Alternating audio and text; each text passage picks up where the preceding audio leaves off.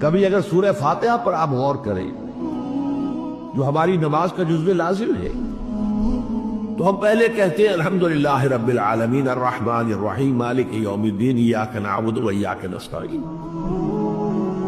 یہ ہدایت تو ہمیں پہلے ہی ملی ہوئی ہے. پھر جو ہم کہتے ہیں اہدنا الصراط المستقیم، اللہ کو ہم نے پہچان لیا، اسے رب العالمین مان لیا، اسے رحمان مان لیا، اسے رحیم مان لیا، اسے روز جزا کا حاکم مطلق مان لیا.